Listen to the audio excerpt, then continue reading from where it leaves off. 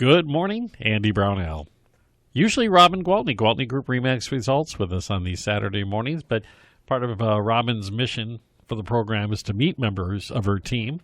Of course, we talked about being members of Robin's team last week on the program, and so this morning we're going to meet a member of the team. Branton Walker is with us this morning. Good morning. Good morning. How you doing? I'm doing well. Thanks for having me. Appreciate it. I appreciate you coming in and spending the time with us. Absolutely. I'm going to start out. I'm going to give you a chance. Maybe just tell us about yourself, where you're from, how you got here. Yeah, well, I'm originally from Kansas. Long story short, when I was in high school, my parents got jobs here, so we moved up here. And wife and 2 kids later, here I am. Been doing real estate for about 5 years, and no sign of me probably leaving anytime soon because things are going pretty well. I'm enjoying it. So. How old are the kids? So we have our daughter is 8 and our little boy is 5. Oh, fun so times. good ages, pretty independent age. Yeah, but you're on the cusp of being really, really busy. My daughter's 8 going on 13, which is a real thing. Yeah. So we got to deal with that a little early. But so you're in Rochester? Or? We're in Rochester. Yeah. Okay. We're actually down by in Kutsky Park. Oh yeah. Yeah, It's a great location. Walk to get coffee, walk to breakfast. The kids, they love it. Oh yeah, and that neighborhood is I'm very familiar with the neighborhood. It's a lot of people putting a lot of money into their homes and making them to be very nice homes. Well, now. yeah, the character homes, which people love. And the reason we got involved with Kutsky is because I helped a couple investors buy places out there. Sure. And it's just a great spot. Just a great spot. One of the best spots in town for convenience. So. Yeah. Oh yeah, you're right next to everything. Yeah. How did you get into real estate? So actually, my brother-in-law, about 5 years ago, I was working at Mayo. I was there 12 years. And my brother-in-law had mentioned real estate, and I was like, I'm not interested. I don't want anything to do with real estate.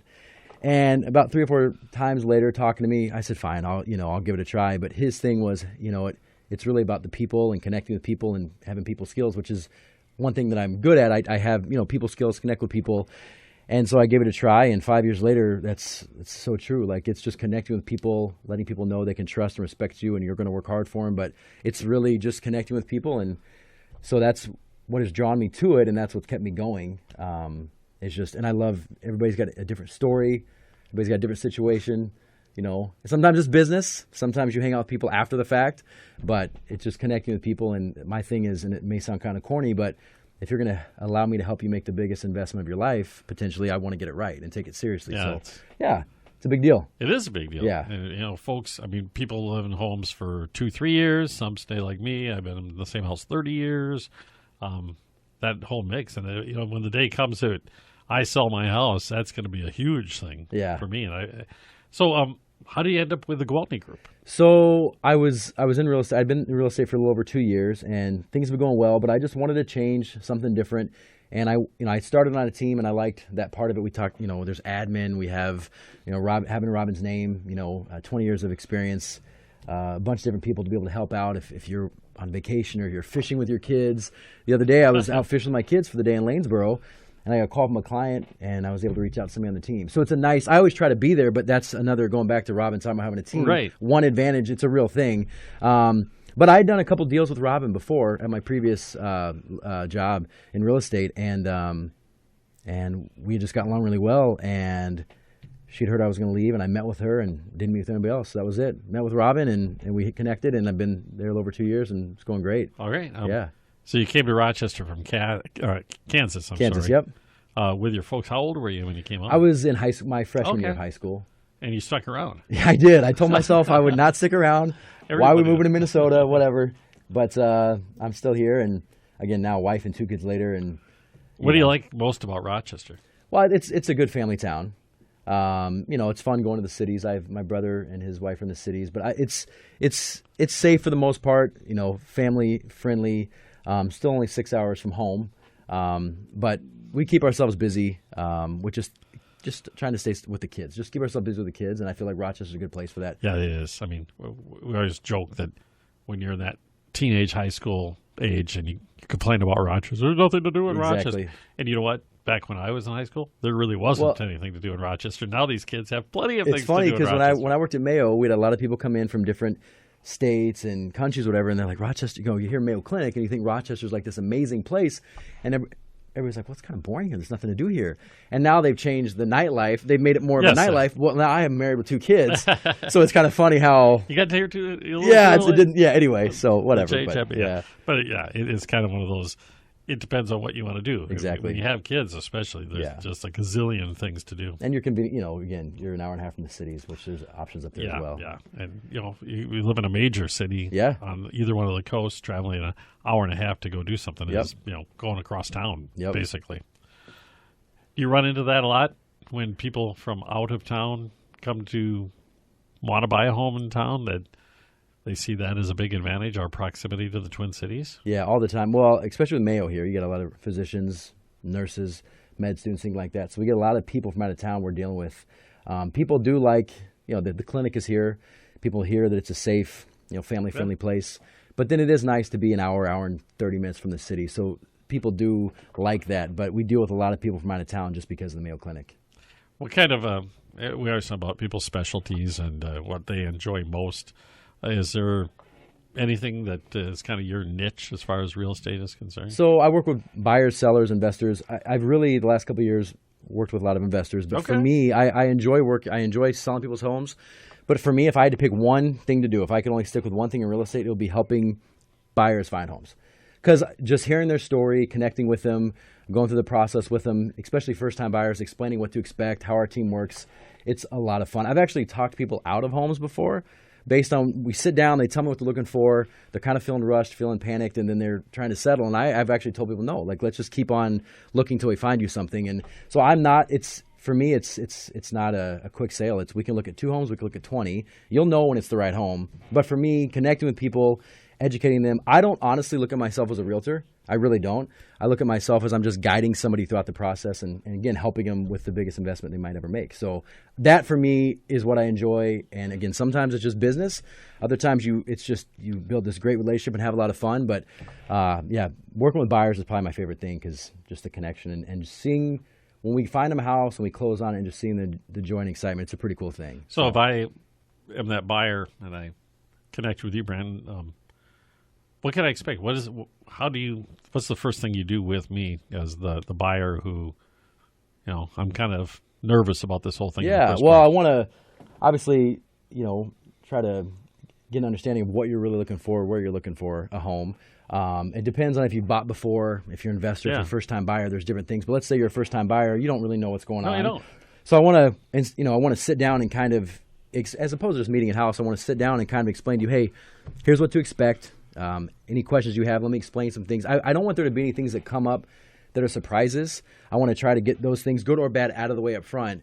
But then just kind of explain what to expect with me and how I can help you out and save time and stress. And then we just go look at homes and we go from there. But I really want to kind of, from the beginning, kind of set a precedent of here's what to expect. And, for me, it's like a gentleman's handshake. I want to work hard for you. So what can a person expect if they've never done the process before? I mean, you mentioned the ups and downs. What are what are some of the downs maybe? Well, some of the downs would be working with a really inexperienced agent, somebody who is looking for a quick sale potentially, somebody who maybe doesn't have the knowledge or experience, honestly, which, it happens, and somebody just trying to, like I said, if it takes 2 homes or 20 homes, that's what we'll do. Yeah. There's some realtors that they're like 2 or 3 houses and let's pick one. And sometimes if you have an agent with not much experience, they can make the process pretty frustrating. They miss things, they leave things out, and then you find a house quickly, feel maybe rushed or pressured, and then you close on the house and not all the work was done, all the details looked into, it may skip through things, and then 2 or 3 months later, now you're having issues with your house that could have been avoided had you had somebody with a little more experience. So that happens often in real estate. That's one thing. So watch out for that. Yeah. And for that first-time person getting into this, are there any, I guess, common things you run into? I mean, the one thing that comes to my mind when we went through this process was, no matter what, get more closets than you think. Yeah. Because everybody goes, this is how much I use now. Trust me, 5 years from now, you're going to wish you had that space. Well, and I try to tell people, too, I always want, when I'm looking for a house with people, I always want them to be able to resell it, too. So, like, a good neighborhood, good location, something they can resell, whether they sell in 2 years or 5 years, you know what I mean? For a lot of people, it's yard. Location's the most important thing. Maybe somebody wants a flat yard or a decent-sized yard. Bedrooms on the main level. Maybe somebody wants 3 or 4 bedrooms on the main level because they have a kid or going to have another kid or so.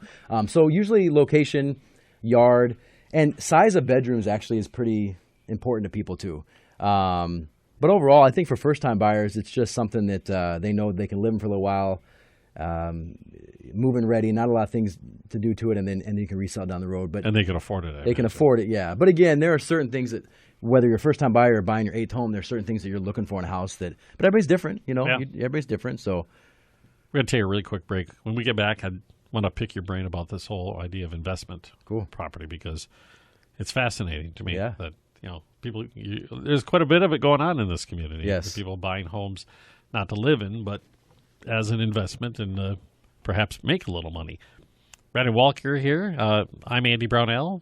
Branton's from Gwaltney Group, RE/MAX Results, and we'll be right back on News Talk 1340, KROC-AM, and 96 FM, 96.9 FM. Welcome back. I'm Andy Brownell with Branton Walker from Gwaltney Group, RE/MAX Results. Robin, we give her a Saturday off. We're meeting members of her team on a regular basis. And Branton, you mentioned to me that one of the things you kind of specialize in, to use the term, I guess, is investment property. Is that mainly single-family homes that we're talking about here, or what kind of investment property do you usually deal with? So I've dealt with some multi-level unit places, but mainly single-family homes.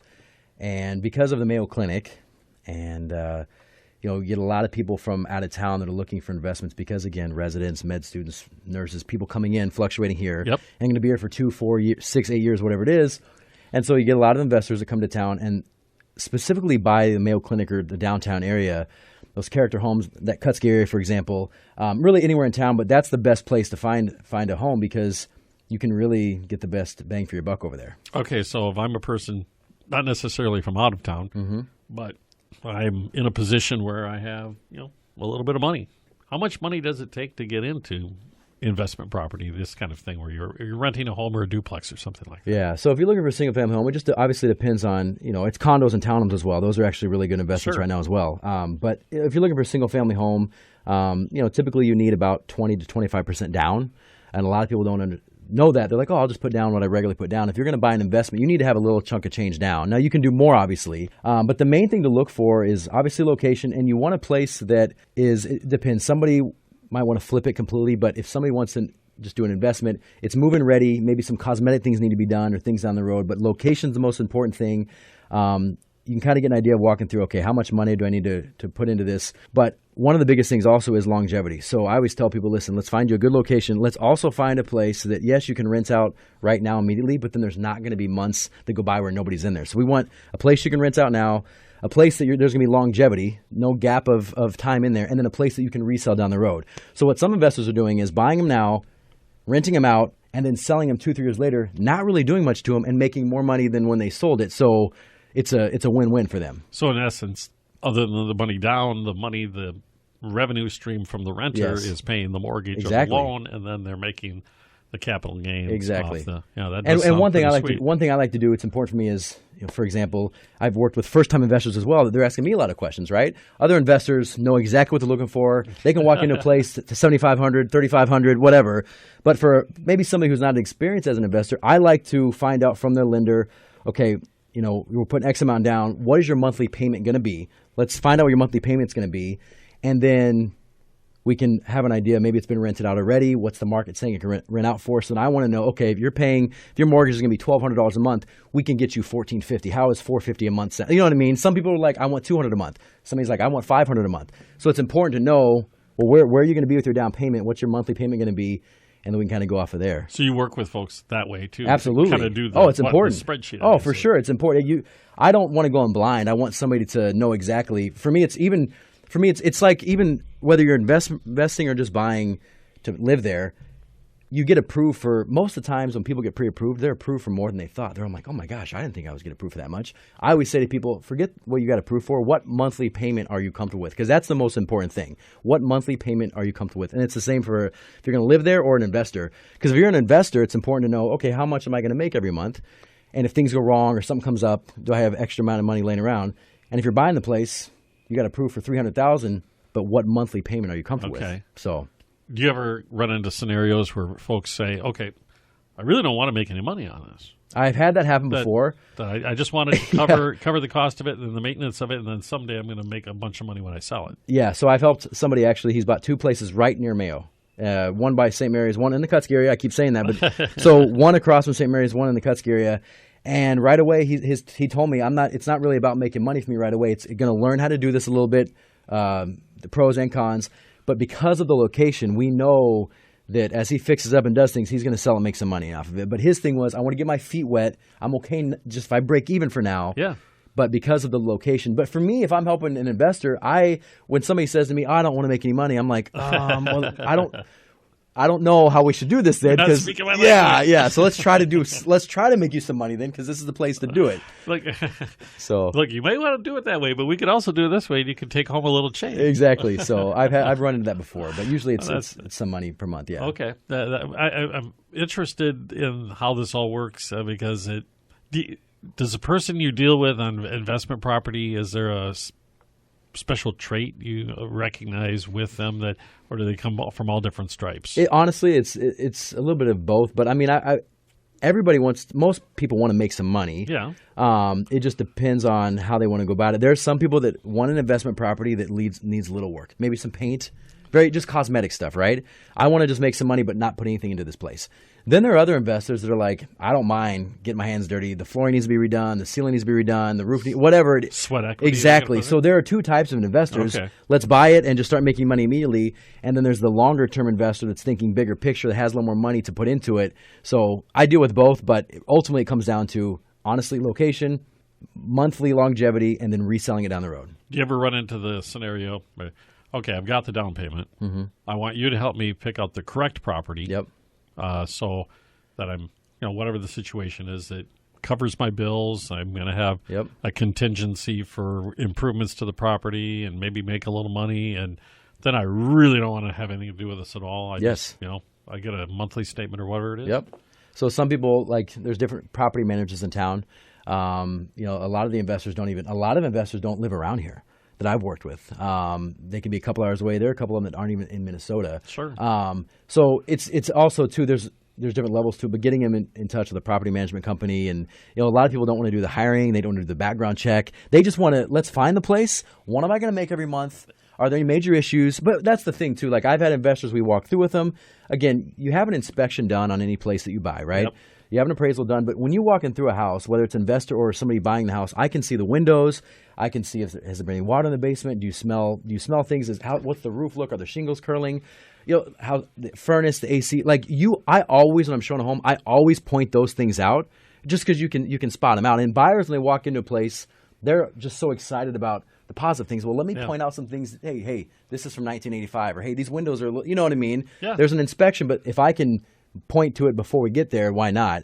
But same thing with investors is, as long as there's usually nothing, majorly wrong with the place, foundation issues, things like that, as long as they make some money and they can resell it down the road, it's a good thing. How did you end up having this be one of your specialties? I imagine there's a lot of folks who are in real estate, the business, and deal with selling, single family homes who never touched this side of the business. Yeah, my first couple of years, I actually didn't really work with investors. I think as you get more comfortable, you get more clients, referrals, things like that.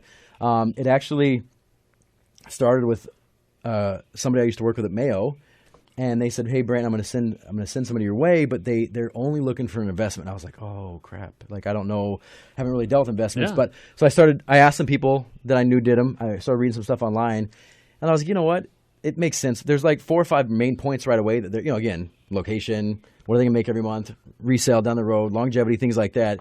So then I kind of asked some people, because you want to emulate success, right? I have no shame. If somebody's doing really well and they've done a lot of investments, I'll ask you, hey, how did you do this? How did it work out? What did you say to them? So I asked some people, read up online a little bit.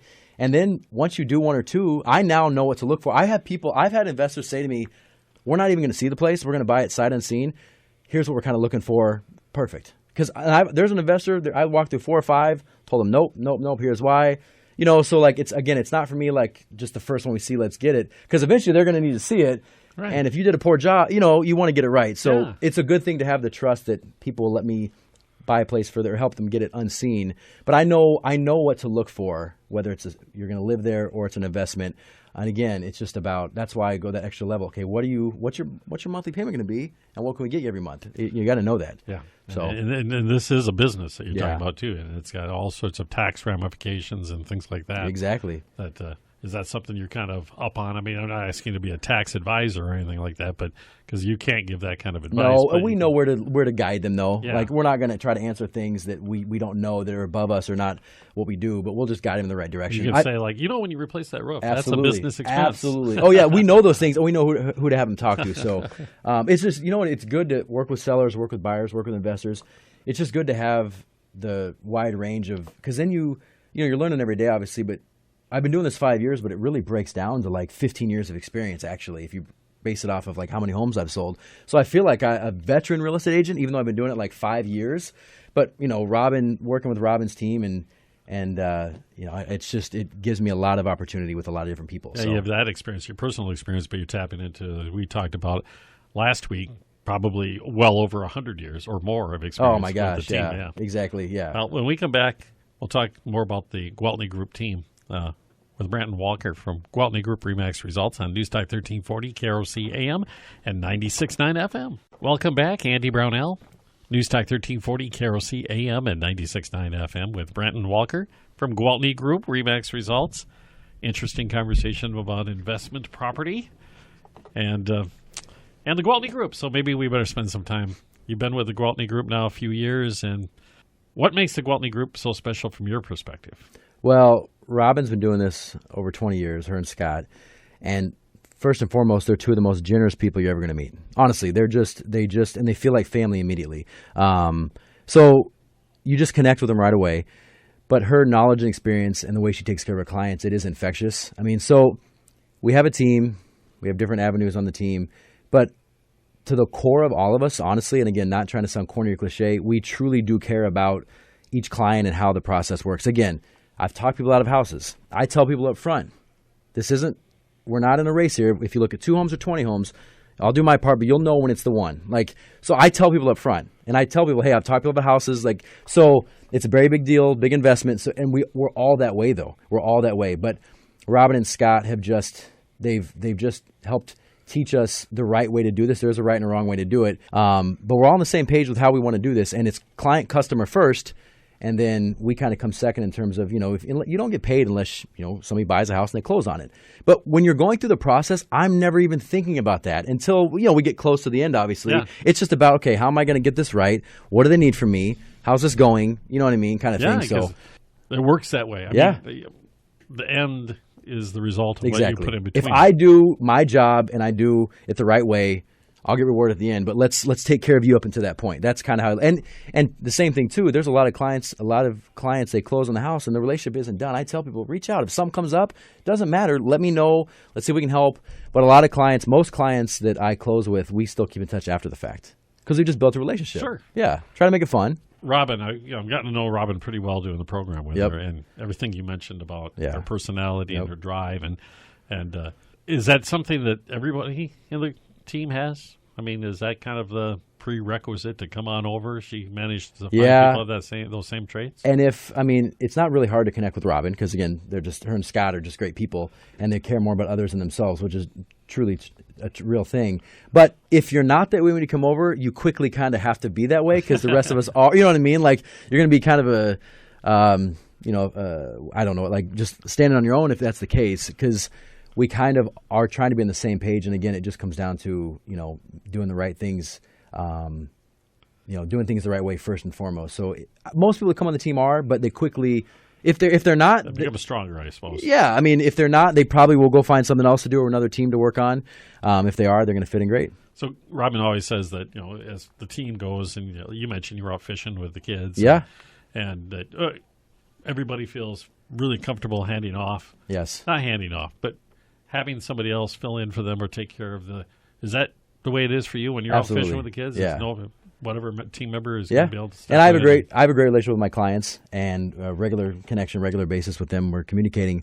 But yeah, there are times, listen, people think that real estate's not necessarily, it's stressful. It can be rewarding, but it's not a 9 to 5. You're always on call. Yeah. Saturday morning, Sunday night, it doesn't matter. So we're always working, but it is nice to be able to, if I want to take my kids fishing or go somewhere for the day, and something comes up, a new house comes up, we know how quickly they're selling, to have multiple people to be able to reach out to go show the house or write the offer for you, whatever it is.